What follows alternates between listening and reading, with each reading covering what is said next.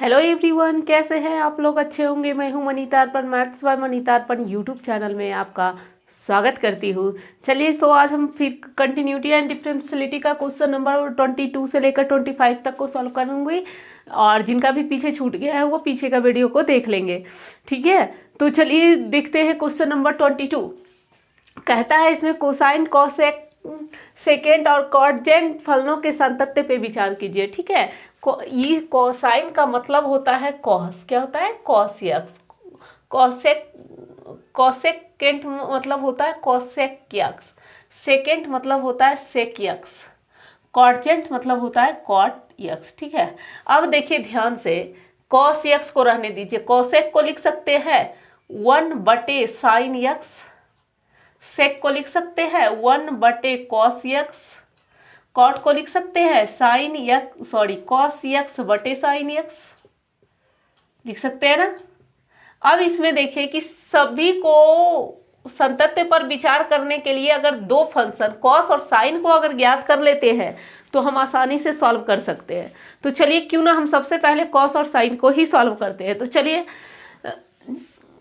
Late कीजिए, late F x बराबर sine x के लिए साइन एक्स, तो एक्स बराबर सी पर कोई बिंदु नहीं दिया हुआ है तो सी पे चेक करेंगे। एक्स बराबर सी पर संतत्य की जांच, संतत्य की जांच।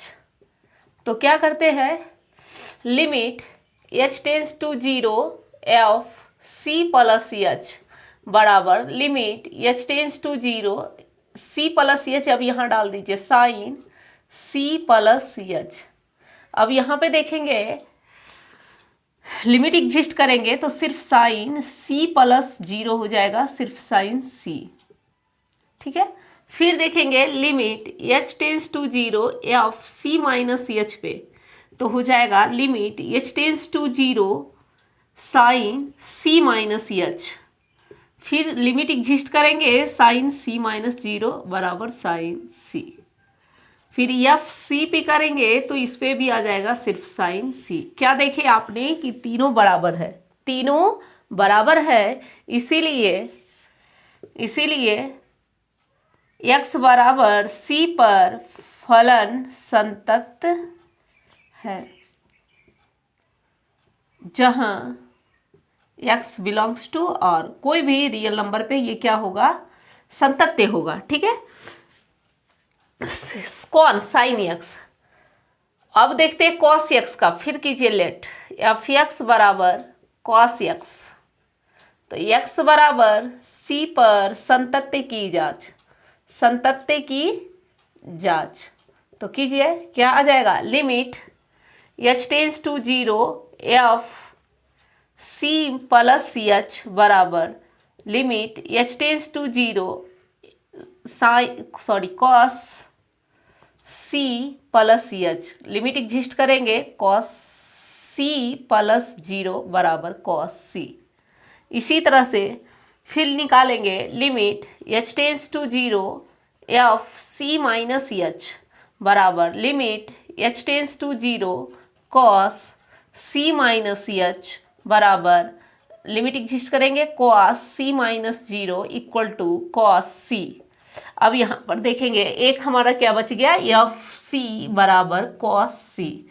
फिर क्या देखे हमने कि तीनों बराबर आ गया, तो इसीलिए बिंदु एक्स बराबर सी पर फलन आप लिख सकते हैं फलन एफ एक्स बराबर कॉस एक्स संतत है। कहाँ? X belongs to natural real number पे। ठीक है, अब देखिए यहाँ पे ये क्या हो गया, कॉस भी रियल नंबर पे और साइन भी, दोनों क्या हो गया, संतत्व हो गया। ठीक है, रियल नंबर का कोई भी पॉइंट अगर उठा लेते हैं तो वहां पर हमें क्या मिलेगा, संतत्य ही मिलेगा। तो सबसे पहला यहाँ कोसाइन का था, तो ये तो पहला निकल गया कि फलन एफ एक्स बराबर कॉस एक्स बिंदु एक्स बराबर सी पर क्या है, संतत्य है, जहां एक्स बिलोंग्स टू आर। जहां क्या, जहां लिख सकते हैं जहां एक्स बिलोंग्स टू आर, यहाँ भी लिख दीजिए कि जहां, यहाँ तो लिखे एक्स बिलोंग्स टू आर। अब एक तो निकल गया, अब हमें क्या निकालना है, कोसेंट, सेकेंट और कॉटजेट। तो देखिए यहाँ पे हम करेंगे, ध्यान रखिएगा साइन भी आया है, क्या संतत्य ही आया है बिंदु सी पे। तो हम यहाँ पे अब लिखेंगे, सिर्फ और सिर्फ सेट करेंगे। तो यहाँ पर देखिएगा ध्यान से,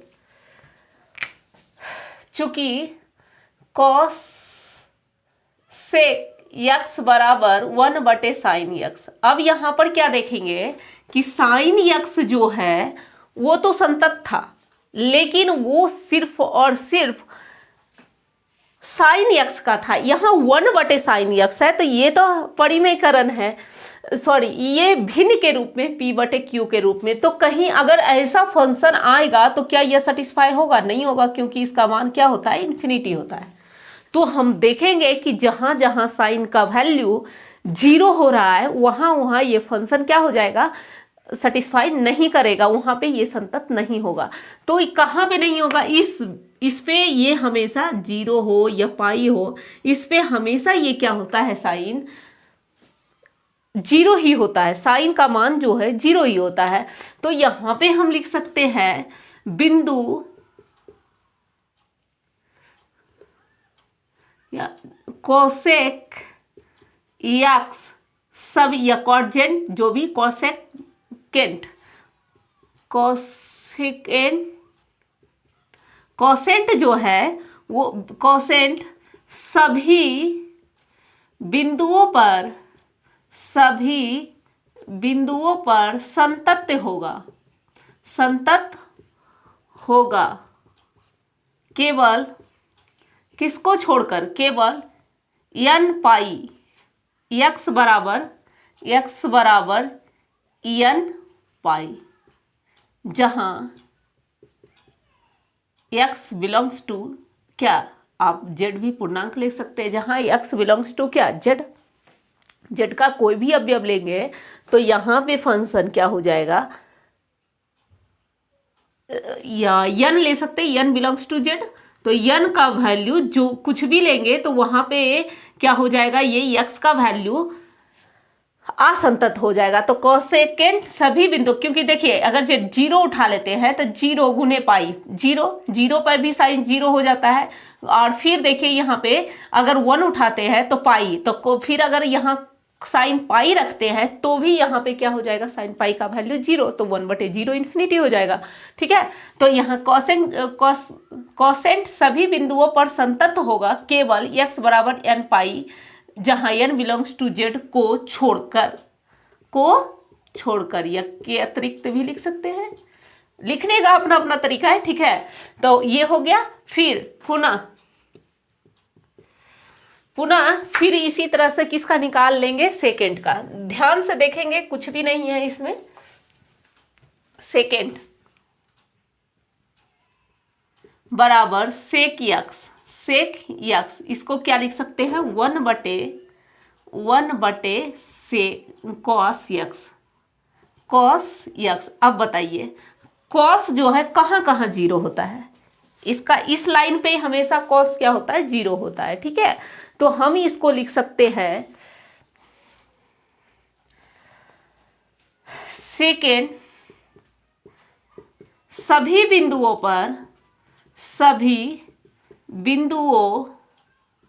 पर संतत होगा, केवल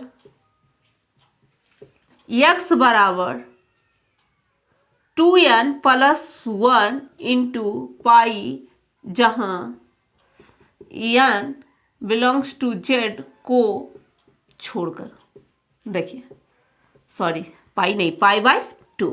अब यहाँ पे अगर हम कुछ भी लेते हैं तो इसका वैल्यू क्या हो जाएगा, 0 ही होगा, इन्फिनिटी हो जाएगा। देखिए ध्यान से देखेंगे, अगर n का वैल्यू 0 उठाते हैं तो ये फंक्शन 0 हो जाएगा, π/2 को 1 से गुना करेंगे, π/2। तो cos π/2 का वैल्यू कितना हो जाएगा बताइए, cos π/2 का वैल्यू 0 होता है तो 1/0 इन्फिनिटी आ गया। ठीक है, तो वहां पर भी ये इसका जो वैल्यू हो सेटिस्फाई नहीं करेगा, तो उस बिंदु को छोड़, उस पर संतत नहीं होगा। अब देखिए ध्यान से, 1 रखेंगे तो 2 दूना 4, 1 5 5 5 π/2, 90 का गुणज है, तो कहीं भी 90 का गुणज है तो आप लोगों को मान निकालने भी बताए थे कि अगर हम π/2 का कोई भी गुणांक लेते हैं जो कटता नहीं है, जैसे 5π/2 इससे नहीं, डिनोमिनेटर से नहीं कटेगा, तो हम वैसे फंक्शन को हमेशा π/2 का मान जो होगा वही उसका भी मान होगा, सिर्फ प्लस और माइनस कोऑर्डिनेट के अनुसार।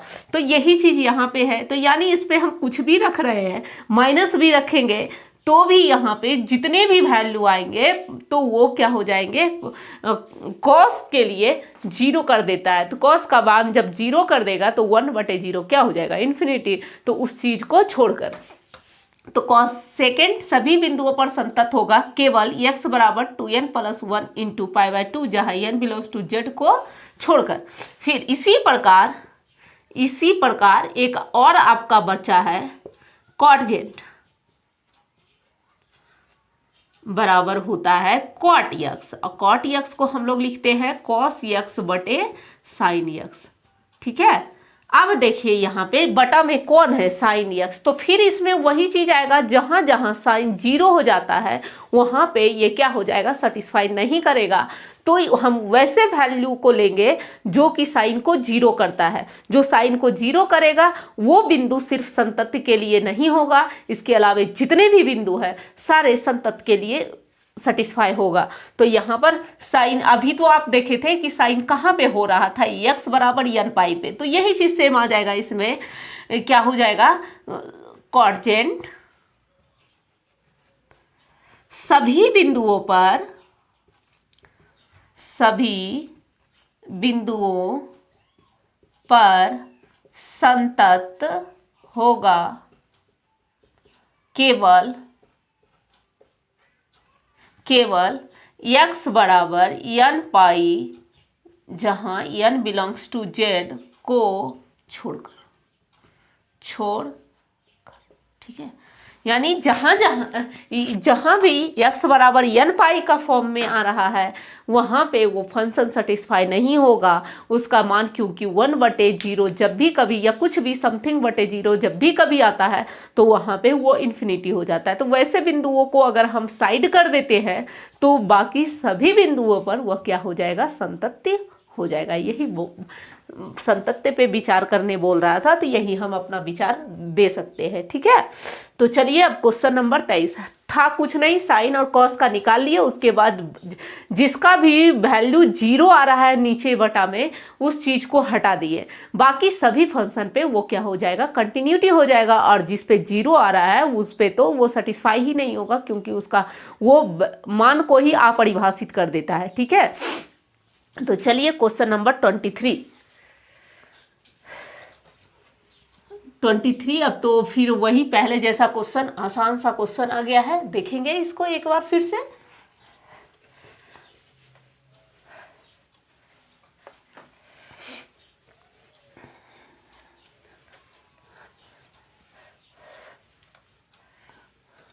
तेईस नंबर क्वेश्चन में कहता है f के सभी असंतत्यता की बिंदुओं को ज्ञात कीजिए जहां f(x) बराबर साइन x बटे x, यदि x लेस देन 0, और फिर है x + 1 यदि x ग्रेटर एन इक्वल 0। ठीक है, तो इस पे कहता है कि असंतत्य की बिंदुओं को, डिसकंटिन्यूटी के पॉइंट को ज्ञात करने के लिए कह रहा है। तो देखते हैं, यहाँ पहले हम कंटिन्यूटी चेक करते हैं। अगर वहाँ पे डिसकंटिन्यूटी आ जाता है तो हम वही बिंदु लिख देंगे, अगर डिसकंटिन्यूटी नहीं आ जाता है तो हम लिखेंगे कि किसी भी बिंदु पे ये असंतत नहीं होगा। ठीक है, चलिए यहाँ पर देखते हैं। यहाँ पे तो 0 पे चेक होगा, क्योंकि 0 के लिए तीनों कंडीशन को सेटिस्फाई कर रहा है, लेस भी है, ग्रेटर भी है और इक्वल भी है। तो x बराबर 0 पर संतत्य की जांच। ठीक है, तो क्या हो जाएगा, limit h tends to 0 f, एक बार 0 प्लस h लेंगे तो लिमिट h टेंस टू 0। अब 0 से बड़ा, तो आप बताइए 0 से बड़ा कंडीशन यहाँ बता रहा है, तो यहाँ पे क्या हो जाएगा, 0 प्लस एच, एक्स की जगह पे डाल दिया प्लस 1। अब लिमिट एग्जिस्ट करेंगे तो ये 0 हो जाएगा, तो 0 प्लस 1 इक्वल टू 1 इक्वेशन।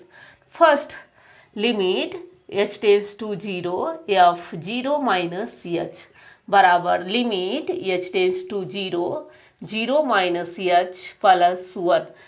यहाँ पर ध्यान से देखेंगे, अगर यहाँ भी 0 रखते हैं तो ये 0 माइनस 0 प्लस 1 बराबर 1 इक्वेशन 2। और एफ जब 0 लेते हैं, सॉरी 0 माइनस एच है यानी कि 0 से छोटा बता रहा है, तो हम यहाँ पे ले लेंगे, क्या ले लेंगे, साइन और 0 माइनस एच बटे 0 माइनस एच। अब इसको सॉल्व करेंगे तो देखेंगे यहाँ पे limit H tends to 0 sine minus x बराबर माइनस साइन एक्स होता है, तो एच हो जाएगा बटे माइनस एच, माइनस से माइनस कैंसिल। अब limit H tends to 0 sine h बटे एच। अब जो पढ़े होंगे लिमिट 11th में उनको पता होगा कि फॉर्मूला होता है लिमिट एच टेंस टू 0 या एक्स टेंस टू 0, जो भी लेना है फंक्शन जिस रूप में रहे, साइन एक्स बटे एक्स बराबर 1। tan भी रहता है तो tan एक्स बटे एक्स बराबर 1 होता है। तो यहाँ पर देखेंगे कि एच का फॉर्म था तो एच बटे एच है, तो ये पूरा का वैल्यू कितना आ जाएगा, 1 आ जाएगा, इक्वेशन नंबर 2। फिर है एफ 0 लेंगे तो इक्वल इसी पे बता रहा है, तो इस पे कितना हो जाएगा, 0 प्लस 1 बराबर 1, equation number 3। From equation, Hindi में ही लिखते हैं, समीकरण 1, 2 एंड 3 से क्या हो जाएगा, limit H tends to 0 F 0 plus H बराबर limit H tends to 0 F 0 minus H बराबर एफ 0। अतः x बराबर 0 पर फलन क्या है, संतत्य है। संतत्य है, असंतत्य, तो यहाँ पूछ रहा है कि असंतत्य के बिंदुओं को ज्ञात कीजिए, तो लिखेंगे असंतत्यता का कोई भी बिंदु ज्ञात नहीं है, बिंदु ज्ञात नहीं। ठीक है, क्या लिखेंगे कि असंततता का कोई भी बिंदु ज्ञात नहीं है। ठीक है, तो इसमें आप लोगों को कोई परेशानी नहीं होनी चाहिए। ठीक है, तो चलिए क्वेश्चन नंबर 24।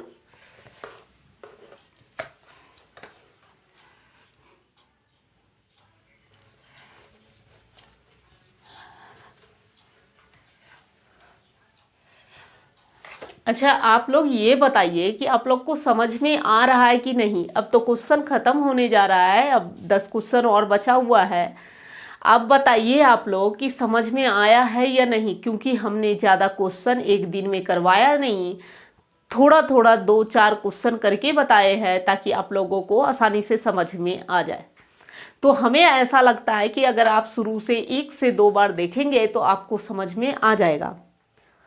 अगर समझ में आप लोगों को आ रहा है तो प्लीज़ अपने दोस्तों में शेयर करना ना भूलें, और चैनल पे नए हैं तो सब्सक्राइब भी ना करें। अभी अगर नए हैं तो तुरंत सब्सक्राइब करें, क्योंकि आप लोग करते नहीं हैं और देखकर आगे बढ़ जाते हैं। ठीक है, तो चलिए क्वेश्चन नंबर 24 की ओर चलते हैं। ठीक है, तो 24 में फिर इसी तरह से क्वेश्चन है। 24 कहता है कि निर्धारित कीजिए कि फलन एफ एक्स जो है वो दिया हुआ है एक्स स्क्वायर साइन 1/x यदि x does not equal to 0 और 0 यदि एक्स इक्वल टू 0।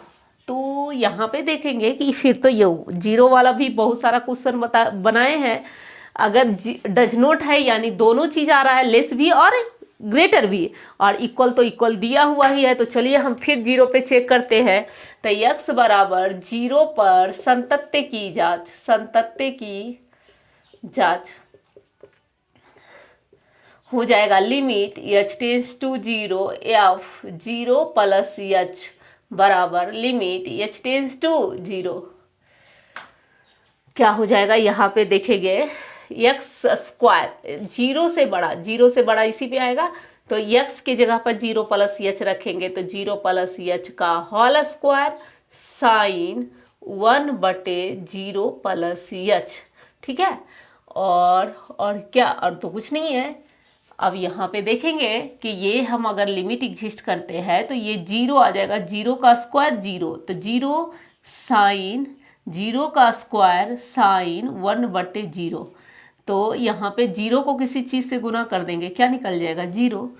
अब चलिए यहाँ पे फिर डालेंगे limit h tends to 0 F 0 minus H बराबर limit h tends to 0 minus H का whole square sine 1/0 minus H. तो यहाँ पे अगर हम एच को 0 से गुना करते हैं तो क्या हो जाएगा, लिमिट एग्जिस्ट करेंगे तो फिर 0 का स्क्वायर 0 का स्क्वायर इंटू साइन 1/0 बराबर क्या आ जाएगा 0, इक्वेशन नंबर 2। और एफ 0 लेंगे तो 0 पर तो 0 है ही 0, equation 3। From equation first, second and third we have, क्या निकल के आ गया, limit h tends to, sorry हाँ ठीक तो लिख रहे, एफ 0 प्लस एच बराबर limit h tends to 0 F 0 minus H बराबर एफ 0। अतः x बराबर 0 पर फलन संतत्य है,